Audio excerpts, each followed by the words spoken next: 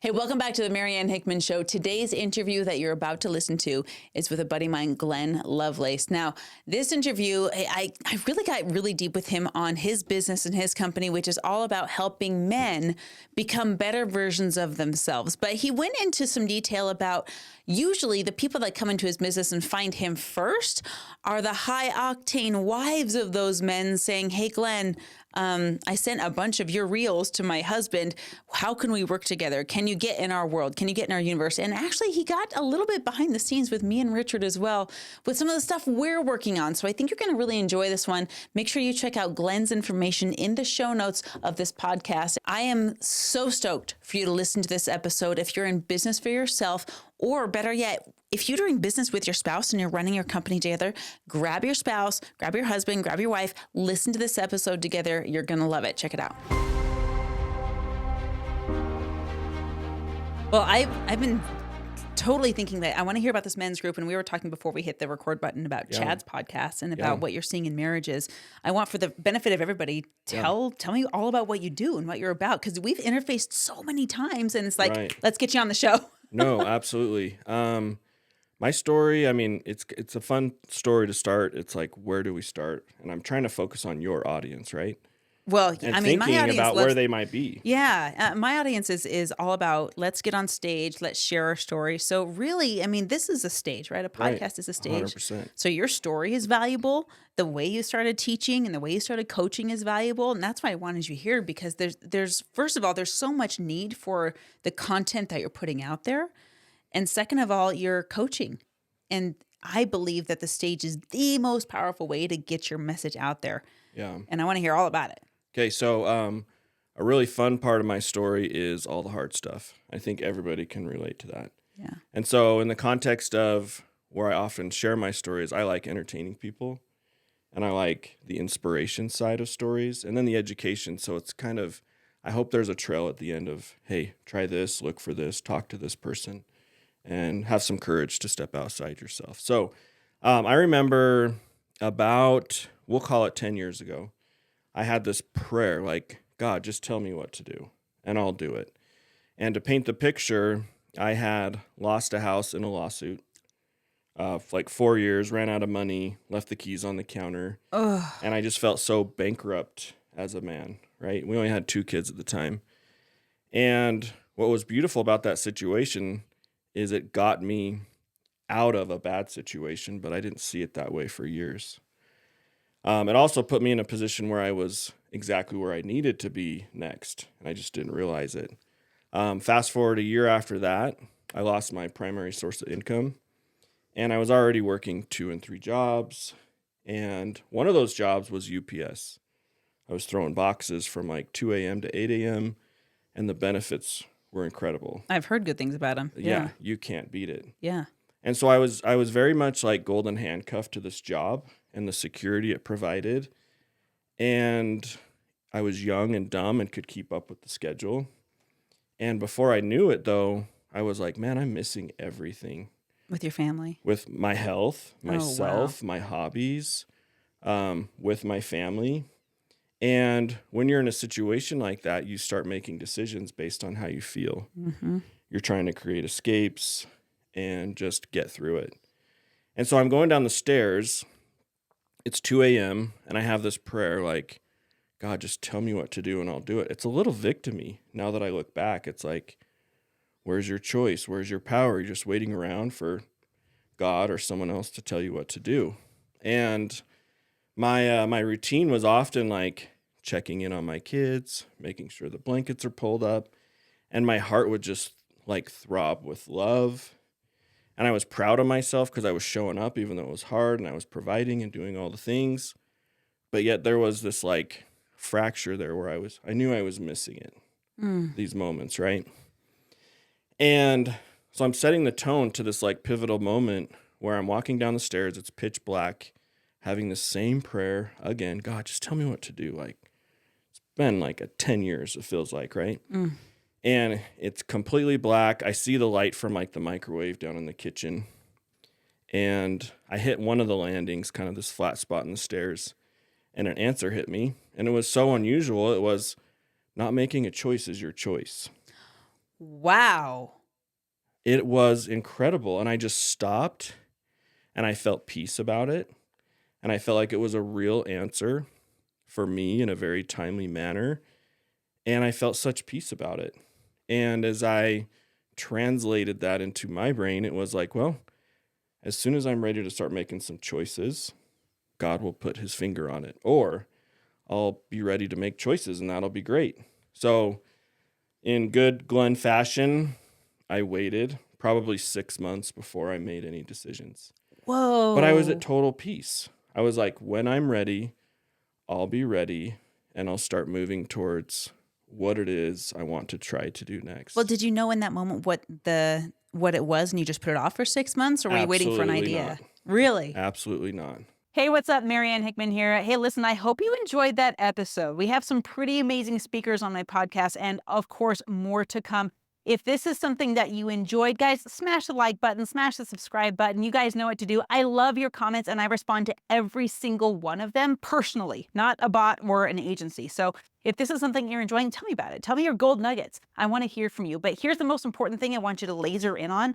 I told you about the podcast database. You've probably seen me post about it all over social media. I want to make sure that you get it. So here's what I want you to do.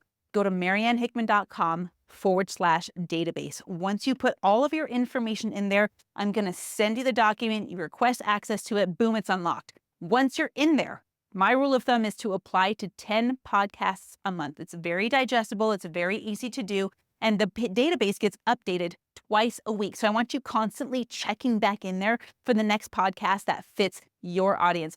Thank you for being here. Much love to you, and we'll see you in the next episode. Yeah. I did make a decision to kind of put myself as a priority. So one of the things I think a lot of men and women run into is they've never been married before. They've never been a parent before. They've never had a blended family before. They've never done college, career, buy a house before. And so you can be in a great relationship, but if it's immature and you start stacking all these things of what you want to do, what you should do, you can kind of get lost in the acquisition of creating results. And before you know it, you've created disconnect and all these things you knew you didn't really want. Okay. So in the context of all of this, it's kind of like you can lose yourself by appeasing the other person. You're talking spouse specifically. In my story, yes. Yeah. So my wife is very powerful, very dynamic, very emotional. She's loud. She's angry, right? And look at the smile on my husband's face right now. Oh, let's go. Get on the camera. Let's snuggle for a minute. But no, I took it as if you yell at me, you're disrespecting me. Mm. And then I started to show up disrespectful. I felt disrespected. My actions then turned into how I was feeling. And it took me a very, very long time to figure that out. But I tried everything to help my wife change so that I wouldn't have to change, so that I could be happy. Mm. And this is a pattern I didn't know I was doing, but it was like one of the things is fight back. One of the things is appease her and go along. Take the path of least resistance. Happy wife, happy life, we're taught at church. I heard that at church all the time. And it's said tongue in cheek and everybody laughs and we kind of know what it means, but everybody has their own version of what that means. Right. Does that make sense? Yeah, well, it's the 10% truth cloaked in a 90% joke, but that 10% is what stings. Yeah, 100%. Yeah. So I played that game for way longer than I should have. But where it got me is I started to lose myself over time. How did you know you were losing yourself? What were your indicators? I had a gun in my hand. Oh, wow. Ooh, how's that, camera? Like, Glenn. There's a plot twist for you. And I like that, like, punch factor, right? Yeah. So to soften that a little bit, it was 2013. So I'm kind of bouncing with timelines here. And I had just found out, I literally opened a present from my wife Christmas Eve that we were having a daughter. We had 2 boys at the time. My first daughter was coming. Oh, wow. And it was so funny because there was 2 dresses in there and 2 yellow balloons. I'm like, twins. You know what I mean? And so that was pretty funny. But that night we got into a fight about something. I have no idea. It was probably disgruntlement, tired, wanting to connect, intimacy, and then things just unraveling from there. Mm-hmm. So I have this experience. And as I did my work about it, I realized that I wanted to hurt myself to hurt my wife for how much I thought she was hurting me. What an Pretty ugly cycle. ugly. Yeah. That was really, really dark and nasty. But what was really interesting about that is once you discover the truth, you have peace all of a sudden. It's like daggum, that's my truth. Like, okay, I can start making sense of the illogical things that got me to this place of darkness. It was my kids that brought me out of it. I was like, man, if dad quits, how are they going to do their life? And we could go into that or we don't have to. But the timeline of it was I need to start taking care of myself again. That looked like going to the gym, saying no to Amber. That pendulum kind of swung to extremes where I just was saying no to everything and then coming back and be like, well, I could do this Tuesday at 4, you know what I mean? Yeah, or whatever yeah. it was. But I just had to go extreme to break myself out of it. And I didn't really know that I was doing that in the moment. But I started going back to the gym. I had a bunch of injuries, surgeries. I love kind of the adrenaline side of things where that's that moment of getting hurt or even dying, unfortunately to say. And in 2017, I kind of had this dad bod moment. I had come off of carpal tunnel in both hands, a hernia, an ear surgery, and then holiday weight. And I entered the bodybuilding.com annual challenge in January. And out of 60,000 people, I ended up winning the whole thing. I won $100,000. And it gave me like a totally new place to start operating my life from. So for those who are listening and they're like, dude, that's like 1 in 60,000, Glenn, let alone like nobody ever wins those things.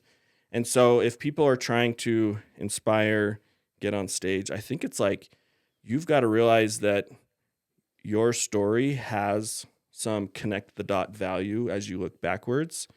And then you've also got agency in moving forward to create something that's worth listening to. Yeah.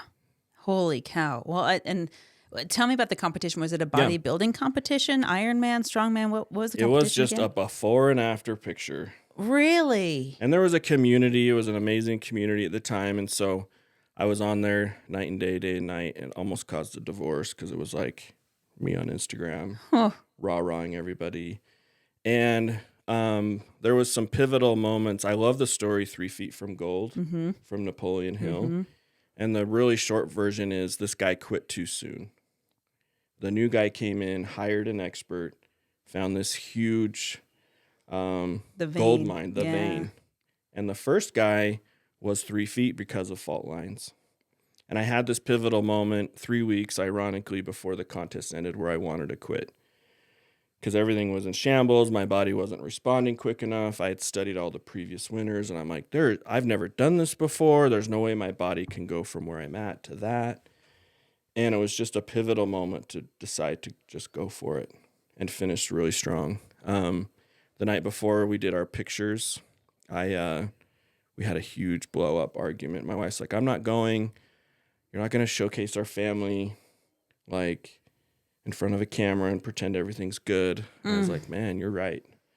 And I put it all on the line, and I'm really shortening a lot of stories. There's a lot of veins I want to go down right now. Yeah, absolutely. But I basically said, Amber, like, I want to finish together. We started this. I told you I was going to win. I don't know. But if you don't want to go tomorrow, then I won't go. Wow. But I'm going to wake up and assume that you are. I'll get the kids ready. I'll be ready to go. And if you don't go, we don't go. So I just kind of left it on the table. And we ended up going. And I ended up not celebrating and having pizza, cake, and ice cream with everybody else. I'm like, I'm going to go full-fledged until they show up with my check. And then they did, and it was just wild. About 3 weeks later.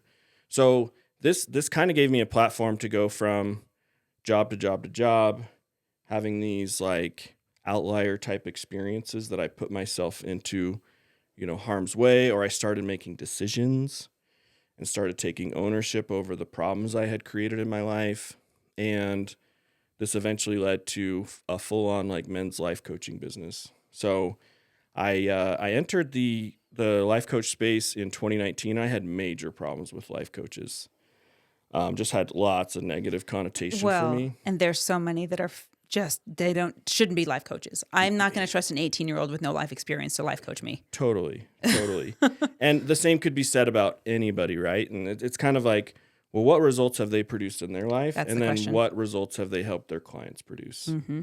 And so if you're wanting to be a coach, don't avoid the space, but just know that you've got to do a lot of service, and you've got to do a lot of networking and connecting, and you've got to get on podcasts like this, and you've just really got to put yourself out there and have this, I'm not going to quit. I call it be dumb enough to not quit, be dumb enough to start, because it's a lot. Oh, yeah. We got to be know. absolutely delusional. Yep, for sure. I mean, Keaton has said that. Gary Vee has said that. Tony Robbins has said that. You have to be so stupid that you don't stop when the data says to. Right. And now we're back to like 3 feet from gold, Right. right?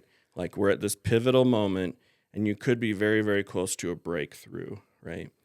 So do you remember the movie Yes Man? Oh, with gosh, Jim it's been Carrey? forever since I've seen that. Long time ago, Yeah, right? yeah. And I loved it because I think the movie makes fun of Tony Robbins. Right? So I'm You love like, you, Tony. this is so good. And Jim Carrey's just an idiot. And I love him for how crazy he is. But I did take one message. I'm like, you know what? I could start saying yes to my friend who's calling to go dirt biking. I could start saying yes more to my life. And I saw a little bit of shifts and stuff. And what was really cool is when you go from like this pit to peak experience where you're like in a funk, you see where you want to go, and there's this void of unknown, things that are going to require hope and courage and failures and all the things that we learn about, right? Yeah. And what was really crazy is I win this contest and I get flown all over. I'm doing like body expo shows with Bodybuilding, their team. Yeah. I'm working out with all the biggest athletes in the industry, like shaking their hands. You know what I mean? It's just fun. Yeah. Just such a great experience for me. And then as things started to die down, I was still doing these expos, but the party started to fizzle. And here's where things got really interesting. And this is the power of our minds, right? I had this thought, I guess that's the best. I guess that's the biggest thing I'll ever do. Wow. What a final stamp. Yeah. And how old were you at this point? I was probably, that's 2017. Yeah. 35. Yeah. So imagine being 35 I'm done, I guess. I've reached my peak. Yeah. Yeah. That blows me away. So as you would imagine, I slipped into, depression. Again, I was back into victim mindset, and I just didn't know where I was because I hadn't played this game long enough to see here's the patterns. And I was looking for any information. What's my next thing going to be? Because it's that same question you had on the stairs. Yeah, 100%. Yeah. Just tell me what to do. Just tell me what to do, and I'll do that. Yeah. Because then I don't have to claim ownership over the fails. And a lot of people will hire a coach for that reason too, because it's like, what the coach told me didn't work. And I can blame the coach. Yes. Yeah. So even when you're looking for a coach to hire and they have the results you want and you have the pain that they can rub, you still have to take ownership over it. So I'm just, opening myself back up to, okay, what would be next? And guess who I saw? Tony Robbins. There he is. Bam, he's back, baby. But I stumbled on the Netflix documentary. Uh-huh. And the reason I stumbled on that is because I had figured out how to overcome like my addiction to pornography. Wow.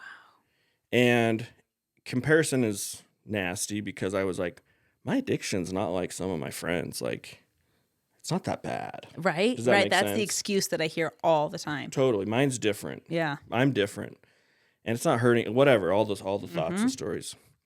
But I realized there was a pattern even in that behavior where I was avoiding the hungry, angry, lonely, tired, stressed phase in my week. And it was Thursday at like 2:00. You identified that cycle so Yes, clearly. Yes. Thursday at 2. No kidding. I was still working at UPS, Yeah. which I said I would quit if I won. And you're still there, so you And I'm dishonored still yourself. there. Yes. Then I'm working my full-time job coaching the business space. And then I had picked up fire and EMS because it was a dream job I always wanted to do. And I was in Kidding. Springville. Yeah, yeah. And it was so freaking fun. And I picked that job up so I could quit UPS. UPS is like, we love you. We'll work with you. And so I got to do all of it. I had a hard time putting things down. You got the chaos of abundance, the over yes. Yeah. And the grip of, I can do this. Like, I'm trying to control everything and force the results rather than letting go so the space could be made for the next thing. Mm-hmm. Feel that, right? Mm-hmm. So I'm looking for the next thing. I see this documentary, and back to the pornography thing really quick. I'm like, you know what? Here's the identifier. Here's the pattern that I'm like literally marching to this thing that I feel like I have no control over. And I identified it, and I'm like, I just need to interrupt this one spot. And I went to funny videos on YouTube, and it worked. Before I knew it, though, I didn't like watching people pick on homeless people. Like, I felt bad. Oh, yeah. I was like, yeah, they deserve their bike to break apart because they're stealing it. But I was like, okay, this isn't for me. And I was like, okay, let's go to personal development is where I eventually got. Wow. So fast forward to Netflix, right? Yeah. Have you seen Not Your Guru by Tony Robbins? I have not watched it, actually. I should. love Tony. Okay. And I have, been privileged to share his airspace from time to time. So Sure. I know a lot about Tony and what he does and who he is as a person, but I need to watch that documentary for sure. This was my first real exposure to him other than making fun of him. Like I was like the Saul to Christianity, like to life coaching. I was like making fun of it and tearing it down. But and God's like, one day you just watch Glenn. One day, wait, you're gonna eat a lot of mud, bro. Never say never, right? Yeah. So he's coaching these people in a room of thousands of people, and he's having an impact in like 5 minutes, 12 minutes, and I'm just like, this is unbelievable. Like, this guy is very, very powerful, very dynamic, and very influential, and he seems very sincere. Like, there's nothing. Like, his motives seem great to me. Mm-hmm. And he's coaching a couple where the gal had become a little more masculine in the relationship, and the man had become like docile and along for the ride. Happy passenger, happy wifing her. Does that make sense? Yeah, his balls were in a purse. Amen. They were very much like her coin bag. Yep. And he was helping him unwind this, and he gets him to roar like a lion. And it wasn't just like a pretend roar. Like, you do stage stuff, you know what's pretend. Oh, you can see the veins popping and the spit coming out of their mouth. Yeah. That's the big difference. Everything about him was like coming out. Yeah. And Tony said something I'll never forget, and I didn't know what it meant at the time, but he said, if you'll heal the boy, the man will emerge. There's a few books that have been written on that. Yeah, and I'm working on I was going to say, when is yours coming out? Heal the boy, forge the man. Yeah. And so I've changed a few words. But I just like sobbed. Like, I heard that. I'm like, I don't know what that means, but that's definitely my invitation to what's next for Glenn. Yeah. And then anyway, one more quick, version of the story is I joined the life coach school. It's mostly women, 99% women. If you like Zumba class. Hey guys. Yeah, 100%. I'm like the creeper, like jamming in the back. It's like, yeah, totally. Amazing. That's what it feels like sometimes.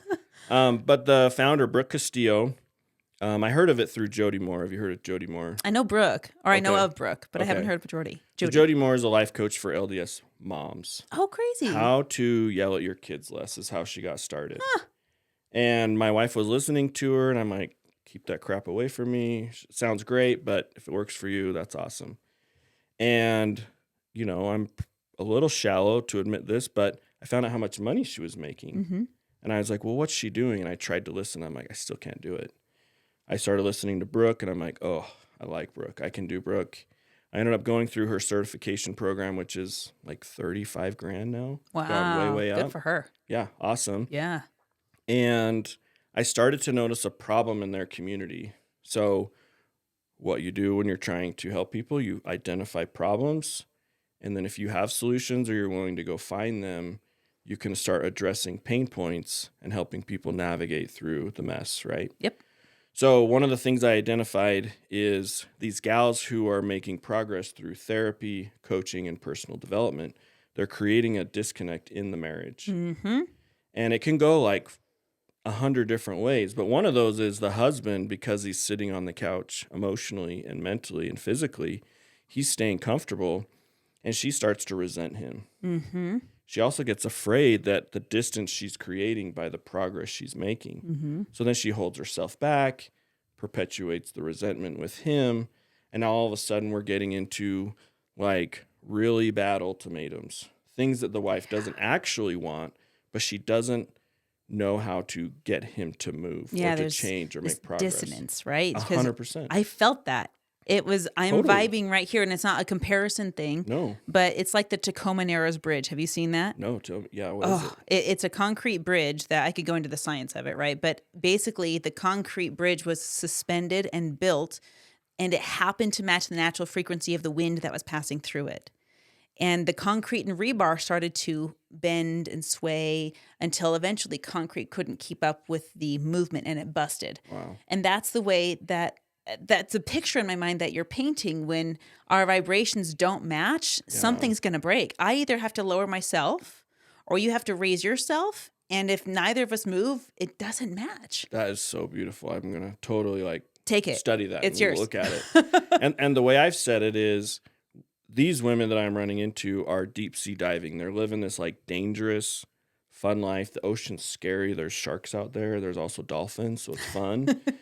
And they're like really loving this aliveness in them. Maybe they've had failed businesses, failed marriages, kids, not kids, just life. It's hard. And they're making progress and they're so happy with it.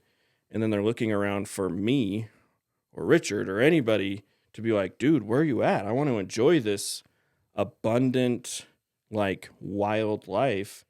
And they're looking around. We're not in the boat. We're not in the water. We're like binoculars on the beach, toes in the sand. We're not even wanting to talk about our thoughts and feelings. We don't even know how. And then these women don't know what to do. So I identified that problem and I started serving that audience, and it was awesome. No, is it serving the audience of women? Because because that was my question. Because most of the guys sitting on the beach, if you will, with their face in their phone, don't know that there's a problem.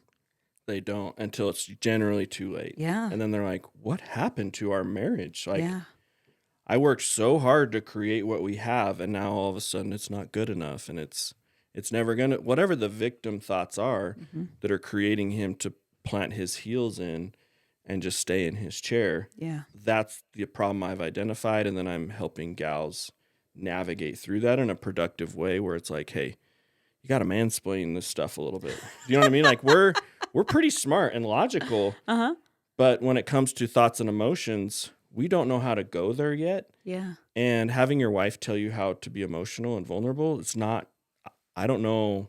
There's probably a few guys out there. I wasn't one of them. Well, when your wife is the villain, like when you're at odds, you're not really prone to take advice from the person that you're fighting against. And by now you've been married 10, 15, 20 years. You're rutted in your patterns, your reactions, your responses to life. I do love coaching men with businesses and on their health. I love the external results that we can create because it's like, here's the metrics, here's the stuff you got to do. Yep.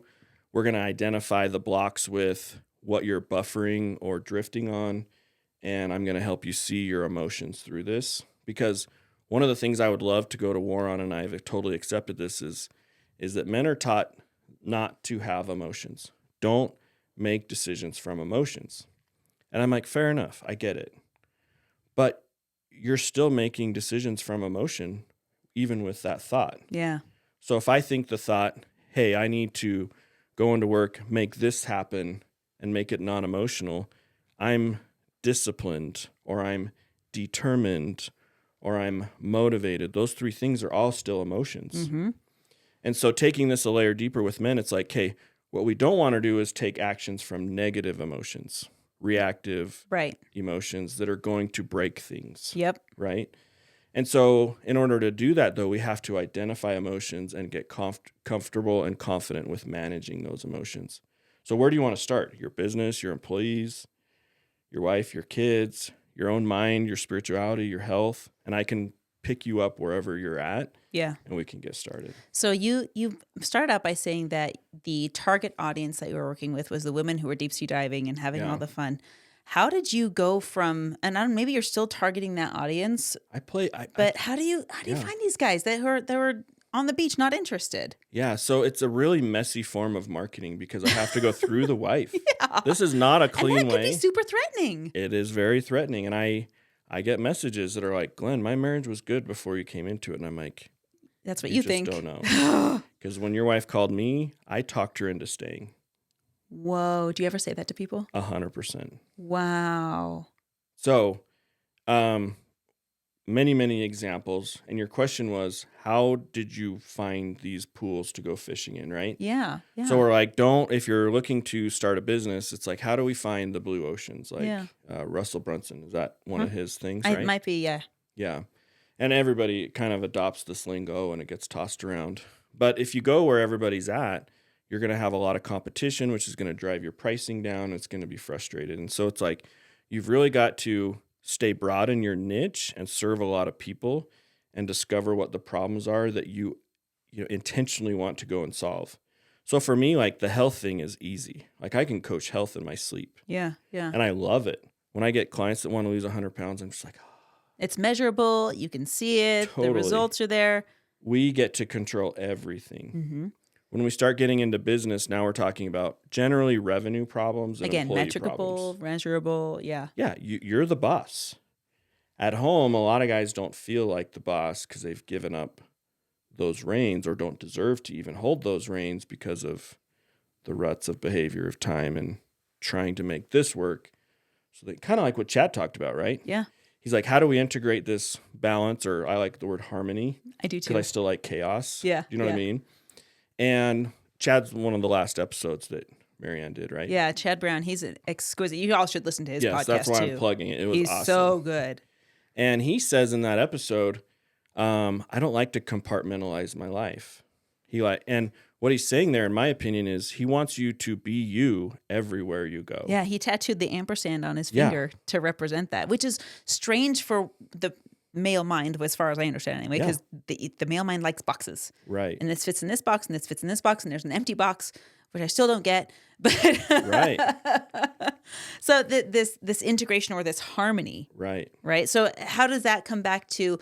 I talk to the women because these are the people screaming about the problem, but I really help the men. Like that, it still doesn't quite make sense to me. Let me bring it here. Yeah. So where I'm going with this is my business is coaching men. Yeah. How am I going to get to these men?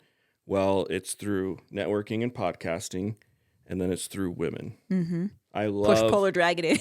Yeah. It's one of those areas where there's a huge need in that area, but typically men don't want to make any progress. They're so resistant, and it really comes down to like fear is really what it comes down to. And so, which is an emotion. It's like, that's an emotion I don't really like to feel.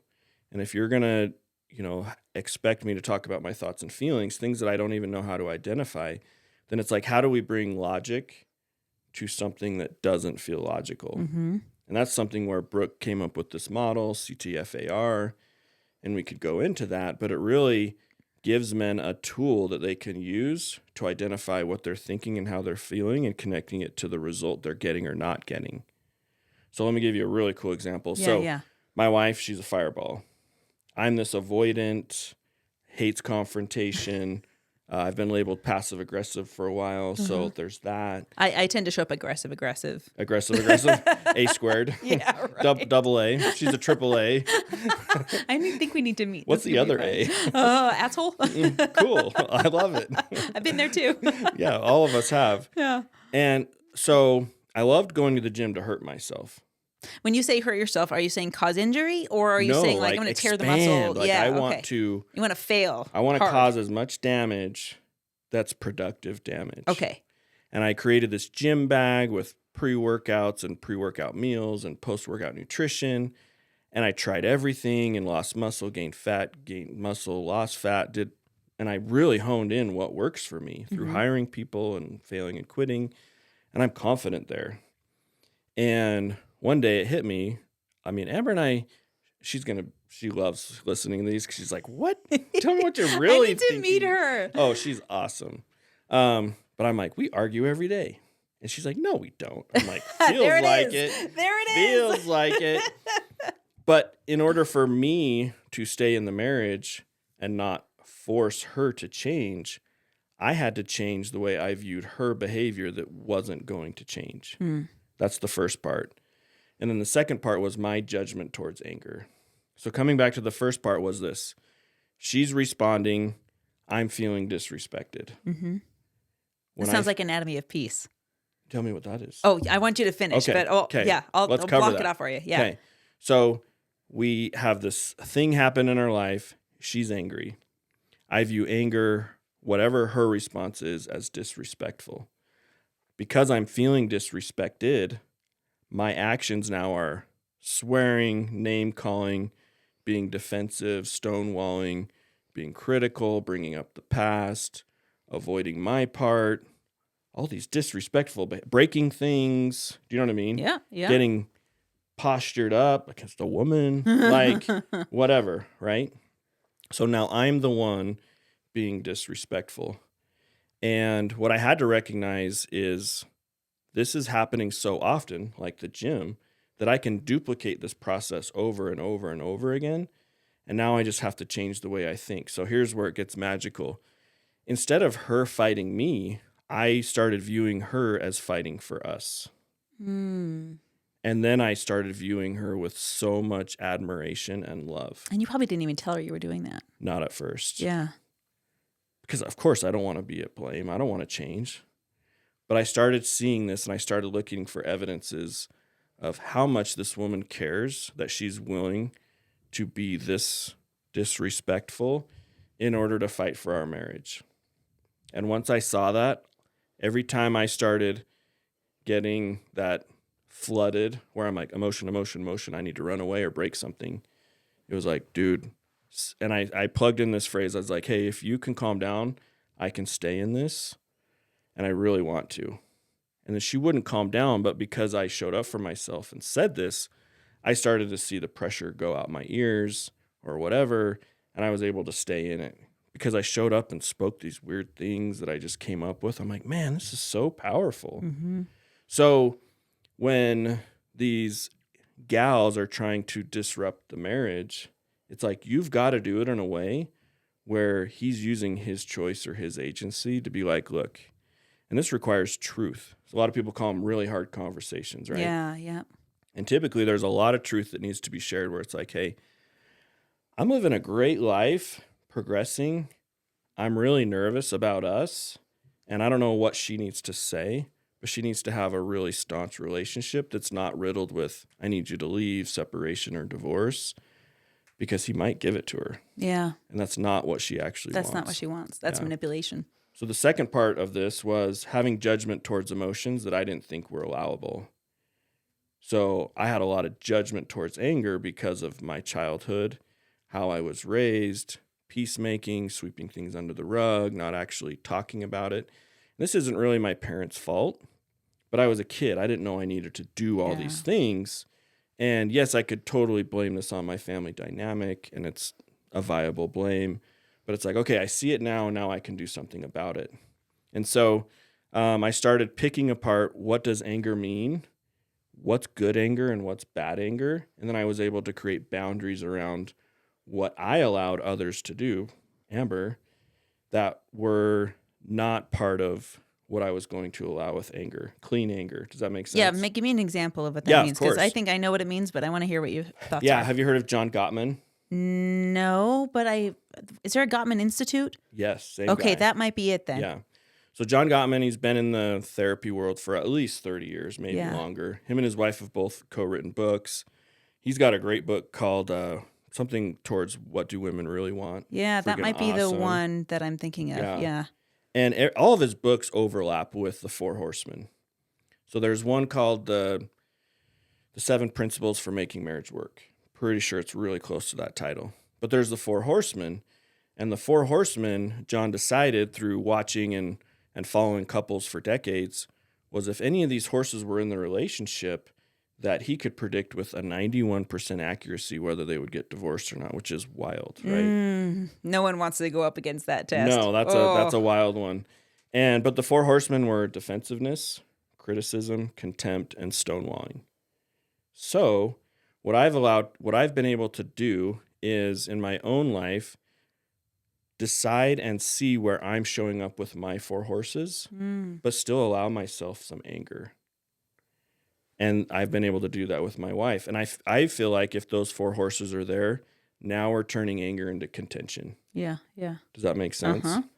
And so then it's seek to be understood, seek to understand, and ask amazing questions and give the benefit of the doubt. Because like 10 times out of 10, your wife, your husband really doesn't want to present with all the walls that they have up. So an example, is that Yeah, what give me for? this, especially this productive version of anger versus this unproductive version of it. Because I know what unproductive is. I mean, I've had my moments of losing my absolute shit. And Yeah, we all have. yeah. And so I know that. But tell me about that example of counterproductive anger and productive anger. Cool. So I have countless examples from myself and clients. But here's a fun one. It's mine. It's always fun throwing yourself on the slaughter block. We do that to each other. I'm like, I'll just change the oil while I'm under the bus here. Yeah, and if my clients were listening, they're like, "That's my story," and I'm like, "No, bro, it's not. This is like 15 other people." Yeah. So the other day Amber's brother let us borrow this wild motorhome, like pop outs, like it's an experience like skydiving, just driving this thing. It was life changing. You know what I mean? Yeah, it was very unique. And we're packing up, and I'm looking for life jackets, and my life jacket's missing. Anyway, someone borrowed it. I didn't think it got returned, and Amber was communicating with her sister who had borrowed it, and then I was communicating with her, and the things just didn't line up. The story didn't line up. So she comes out, and she's like, "Why are you texting Michaela?" And I'm like, "Well, you told me to take care of it." And she's like, "Well, I've been taking care of it." And I'm like, anyway, it turned into a thing, like F-bombs and B-words and all the stuff. We do this. We have this, you take care of it, I take care of it stuff. Yep. Totally. And what happened was we're hungry, angry, lonely, tired, stressed. We're emotional humans, and we're trying to get all these things done so we can get out. And I really feel like that's when we're the most susceptible to these crappy mishaps. Do you know what I mean? Oh, yeah. Yeah, it's a petri dish for, especially when Totally. you're packing up a family and leaving the house. Right. I give us invisible awards when we get out of the house without Yeah. conflict. It's happened a couple of times. Yeah, it's rare, and so it's a gym moment to go in there. And if you have a gym bag to get through this, it doesn't have to take 2 or 4 weeks or an entire marriage on the blocks. You can be like, "What happened here?" And you're going to yell, and you're going to try to be heard, and you're wanting people to hear you, and you're trying to hear them too. And this one took like a couple days for us to sort through because of the trip, and we get back and we're like, "What the hell happened?" Mm-hmm. And we went through it, and we missed each other by this much, but it might have been like 100 miles because of how fast it went. So, I mean, I don't know if I can go into like the nitty gritty of what was said and all that stuff. But the point is the horses were there on both sides. I felt like she was telling me how to do it and that I was doing it wrong. But I felt like she was also telling me, "Hey, take care of this. This is who has it. And I've already covered it." And it was just like you said, the perfect petri dish for like a bomb. Yeah. Well, I'll share my example. Maybe you Yeah. can give me some insight on this. Sure, I'll let's go shoot. vulnerable on here. You ready, Rich? All right, here we go. He's got his mic. He's going to chime in. Oh. This is the best part. Go ahead. Bring it. So we run a business together. And again, Yeah. back to Chad. He Yeah, said, I heard that statistic. yeah, that 10% of marriages, you have a 90% success rate if you own a business. Way higher than I thought. but That's me too, awesome. right? Yeah. And I think it's because of exactly what you're talking about. Yeah. This ability to problem solve and debrief and digest. Right. And when we're running a business together, our staff meetings are often 2 people. Yeah. It's us, right? And we are gradually hiring on other people and all of these things. But part of the leadership and responsibilities is this chain of command. Yeah. And we both disdain the idea of having multiple direct reports trying to extract something out of the same person. So we agree there, right? Yeah. But yet we do Yeah. it because in my head, something is like red flag, number one important, got to be taken care of now kind of a thing. And Richard's like, "I'll take care of it, but it's not in my design or in my time frame." So I find myself swallowing down a lot, and not always successfully, what I think he should do. For right. sure. And when I don't see it happen, and when I don't see it in a timeline, the panic increases because my priorities are like, for example, our clients don't get contacted in a time frame that I think is important. And Richard's like, I'll take care of it. And I'm at the edge of my seat, like waiting for it to be taken care of. Where is it? When did you take care of it? How is it being taken care of? And that's what I do. That's my unconscious thing. And Right. and we literally had this conversation where I said, I am not willing for the ball to be dropped. I will jump in and pick it up before it shatters on the floor. And it sounds like, from my perspective, which is probably flawed, that the ball is willing to be dropped by you and shatter, and that's how you learn. And I freak out. I'm like, no, we can't have that. So is this something that sounds familiar to you? Or Yeah, and let me like translate. It's like, men, you're loading the dishwasher wrong. Like, you're here to help. the forks go down. You've said you were going to do it, but then she comes in behind you and turns them around. You're like, well, why don't you just do it? Right? We did that while driving the other day. Remember, I was like, do you just want to drive? So since we have a mic over here, it's like, jump in, I mean, Rich. if you're good with questions, I love this stuff. I would love that. Let's let's identify one exact particular situation or task that somebody said, this is mine, or you asked Richard, this is yours. Yeah, yeah. And then that's how you do it. You have to identify a very specific task. So I call it circling back. So like, I love football, but I don't really follow it, but I'm entertained by it. Yeah, I'm the same. And I don't have a team, whatever. But I love the idea that, hey, we've got to review what we did yesterday, what went good and what went bad. But to go back to like 16 Super Bowls, like that's gone. Yeah. Let's start very present. So like, do you have a moment? Well, Who wants to last pick week, one? right? I feel, well, besides that one, I feel like this just happened. Like today? yesterday. Like Yesterday was awesome. You asked me to do something. This is getting hot. and then you and then you went and did it. And I remember just being quiet about it. Yeah, I don't remember any conflict yesterday. So this is Because I swallowed it. It's 'cause down, you didn't I say was anything. I was just like, it's a good day. I'm not was gonna it the blow up. garbage or something? I don't know anything about I don't yesterday. remember. I'm trying to remember what it was, but I feel like it happens often, and I'm just like, why did you ask me to do it? If you're just gonna go do it, why are you asking me? Yeah. Yesterday, I remember specifically, I pulled a jar out of the fridge and I opened it, and then I thought about that Instagram video where she like closes it and hands it back to him, and I totally did that. Do you remember that happening? Yeah, I do remember that. The one I'm thinking of, though, and if you want to jump in with your thought on that, please feel free. But we have a couple of brand new hires on our sales team and our booking team. Yeah. And there were some messages. Having run a sales team before, it's very important to me to respond in a timely. Do I always do it perfectly myself? No. Which is why we hired someone else. Right. So these messages were in my head not being answered to my satisfaction, or at least in the time frame I would like to have seen it done. And I was like, Richard, this is you have taken point. This is your project. And the panties get in a twist for me when it's been handed off and I don't see that it's been done. Cool. Right? You know what I'm talking about? This is where I come back and I say, stop micromanaging me. Yeah. And I'm just like, I would if I knew what was happening. And that's the point. Is Yeah. If you know what's happening, you're micromanaging. Yeah. And this is where the impasse happens. Yes. So there's a few like buzzwords that are great here.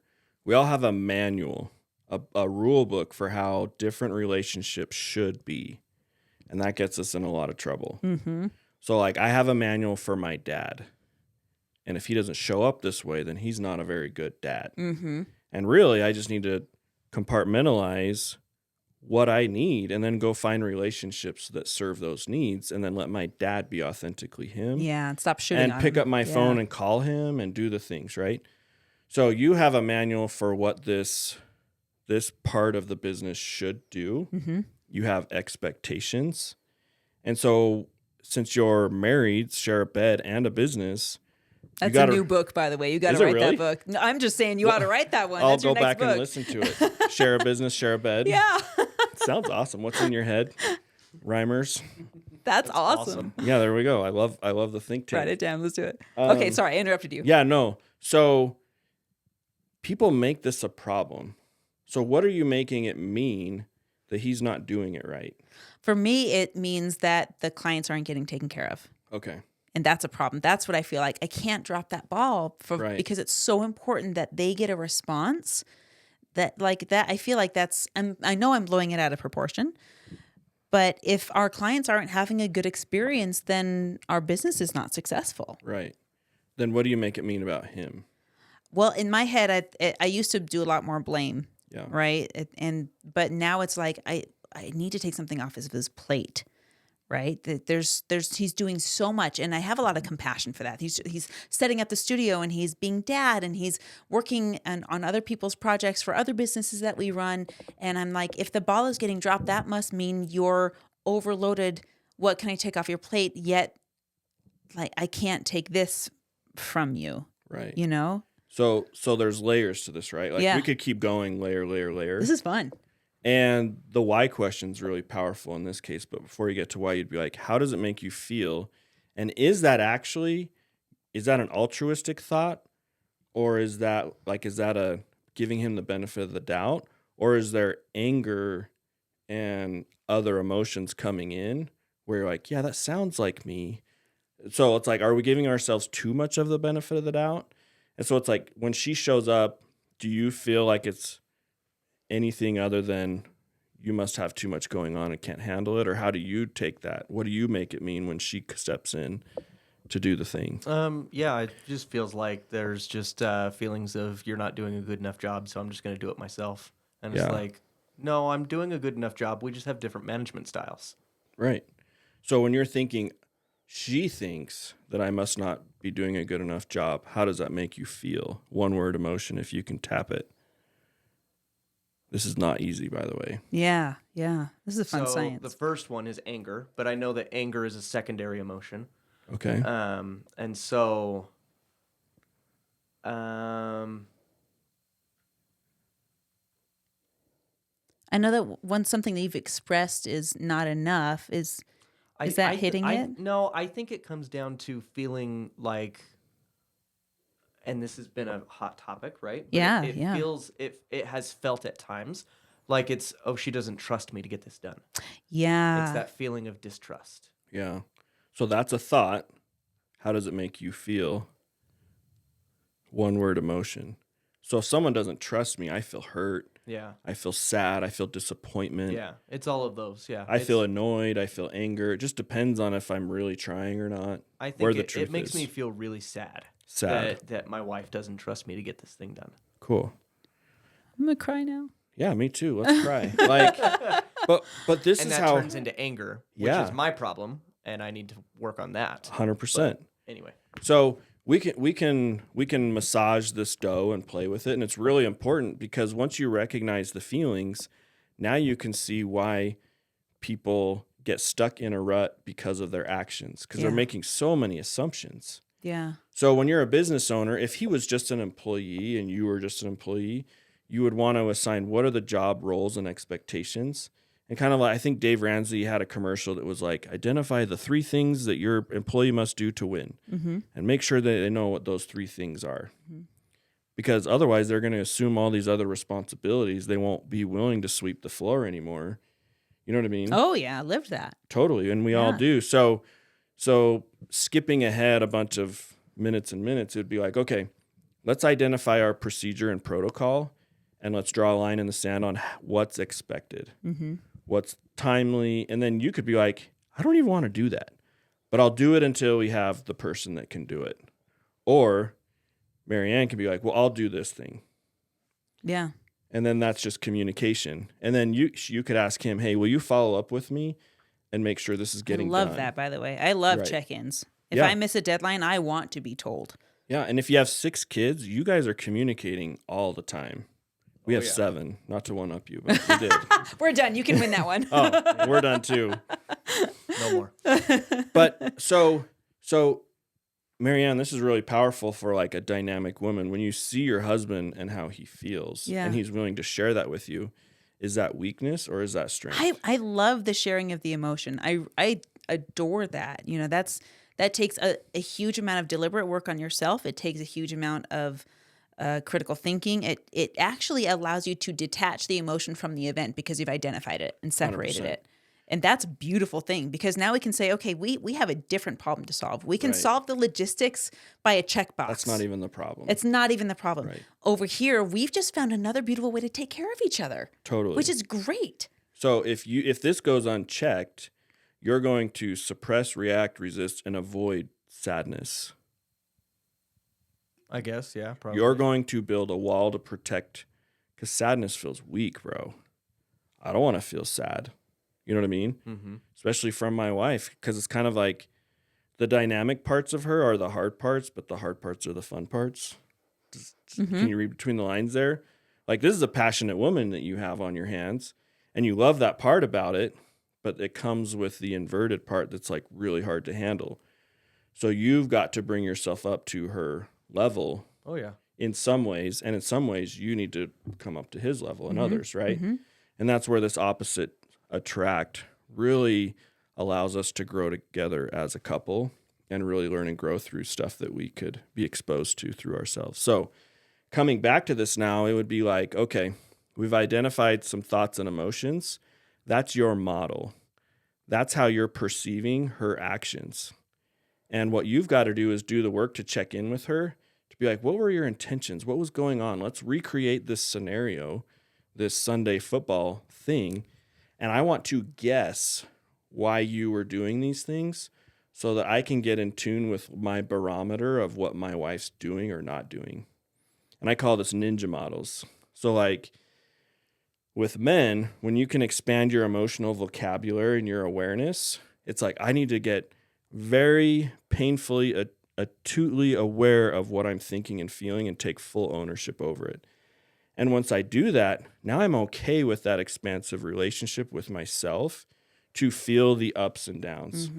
And now we let go of positive and negative emotions, and now we just are. We just identify them. This is it. It reminds me of when I was on the slack line. I was learning that aerobics, and my coach said, I want you to wobble on purpose. Yeah. Because you bail so fast when you Right. get scared, but when you wobble on purpose, you discover what you're capable of and you can stay on the line. And that sounds exactly Totally. like we should be doing emotionally. Let's practice these things. And right? with that practice, you get confident that you can feel anything and still controllably move through it Yeah. without reacting to it. And if you do react to it because you're an imperfect man who's never done what you're doing before, you can apologize and be like, look, I don't know what happened back there, but I need to figure it out. And let's talk, let's reconnect, let's reconvene. What's that look like for you and when? Because if you're running a business in a house and you're running a business in a house, there's some energy that's going to be required for you to face that circumstance and that situation. And it's going to be volatile even in that. But in that, men start to become more aware of themselves and more confident to feel anything and move through it. So whether it's their business, their health, their spirituality, or their marriage and kids and all the things, now they're actually, a couple of my clients love uncomfortable conversations because they go in pre-decided on how they're going to show up regardless of what other people present with them. And they're like, my life's easy. I have to create these weird scenarios where I'm so uncomfortable because I don't know how it's going to go or how I'm going to feel, but I'm confident enough to go in anyways. Yeah, it's the It's gym. really cool. It's the PR at the gym. That's Yeah, that's what totally. you're going for. Totally. Oh man, I feel like we need a part 2 of this. Yeah, let's do it. I love this work. My biggest challenge out there for men is you don't know what you don't know, and that's really dangerous. Isn't that what you said? Most dangerous information. Sorry, I'm pointing. It feels aggressive all of a sudden. Isn't that what you said? I did. I was quoting somebody. Gosh. Yeah, take it easy, man. But I have found so much peace in expanding myself emotionally. And then I move out of force and more into my power. And now I can feel and sense. And those ninja models are so cool because as you get to know yourself, you can start reading other people and you can ask one question and you'd be like, they feel disrespected. That's why they're showing up this way. Yeah. And then I can ask a few more questions, kind of like what Chad does. And I can seek to understand, right? Yeah. I can give them the benefit of the doubt. and then I can help them get what they want. But I have to be careful not to manipulate others to get what I want too. Yes. And that's the key. That's so beautiful. Yeah. So what are you doing with your men's retreats? I really want to find out how anyone that's listening can get a hold of you and be part of your world. I had a wild accident a year plus ago.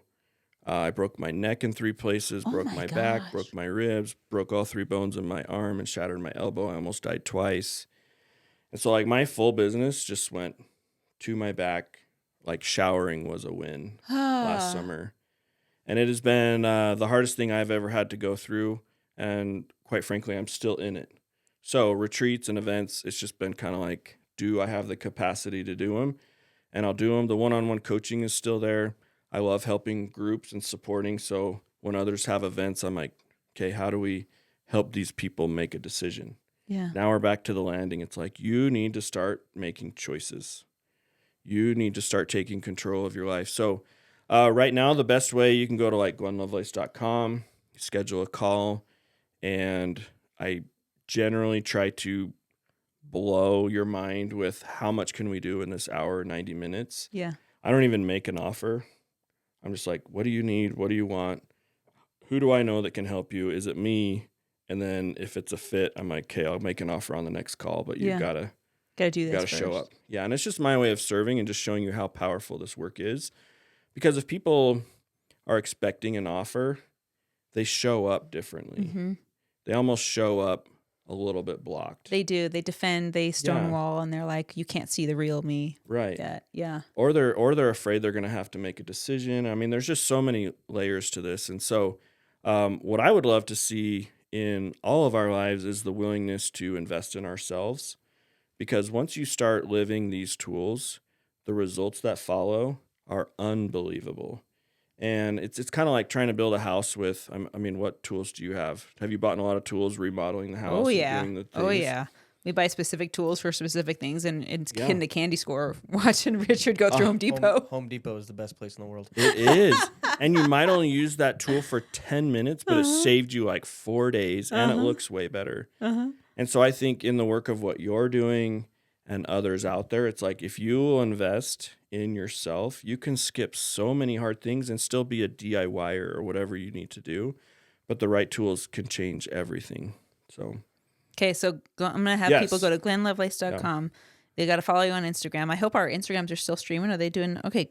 Beautiful. Awesome. When tech works all the way through, that's a huge win. It's so fun. So go follow Glenn on Instagram. Those of you who are watching, you're good. Just if you're watching, you're not following, go follow. It's Your Wingman is the handle. Yeah. I had clients 4 or 5 years ago being like, you're like my wingman. And I'm like, that's cheesy, but I kind of like it. Like it really paints a picture in our heads. I brought you a hat, by the way. Really?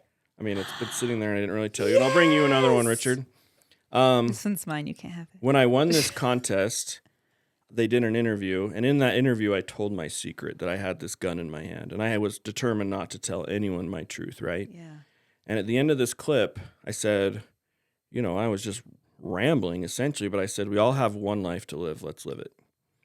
And as I was trying to come up with my coaching and my programs, I came up with this 1D1L, which stands for one day, one life. And in my life, I've noticed that the regrets of yesterday and the fears of tomorrow will start to dictate what I do today. Yeah.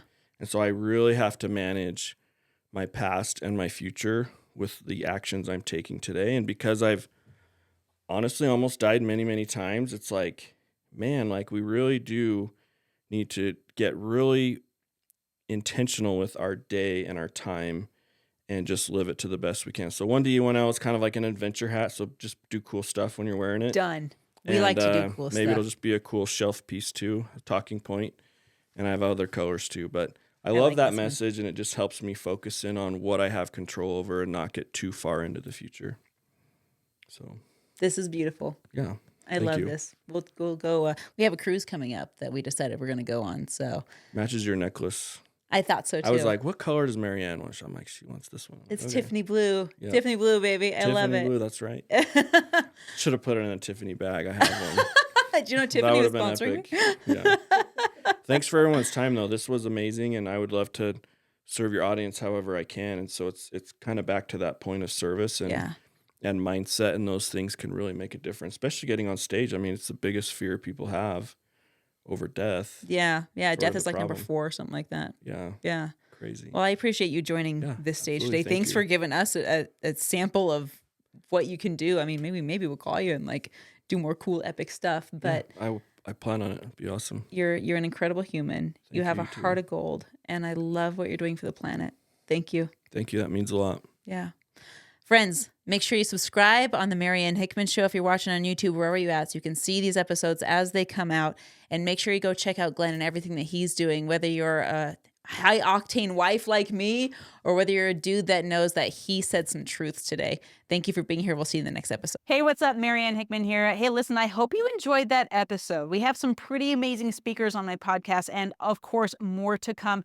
If this is something that you enjoyed, guys, smash the like button, smash the subscribe button. You guys know what to do. I love your comments, and I respond to every single one of them personally, not a bot or an agency. So if this is something you're enjoying, tell me about it. Tell me your gold nuggets. I want to hear from you. But here's the most important thing I want you to laser in on. I told you about the podcast database. You've probably seen me post about it all over social media. I want to make sure that you get it. So here's what I want you to do. Go to mariannehickman.com/database. Once you put all of your information in there, I'm going to send you the document. You request access to it. Boom, it's unlocked. Once you're in there, my rule of thumb is to apply to 10 podcasts a month. It's very digestible. It's very easy to do. And the database gets updated twice a week. So I want you constantly checking back in there for the next podcast that fits your audience. Thank you for being here. Much love to you, and we'll see you in the next episode.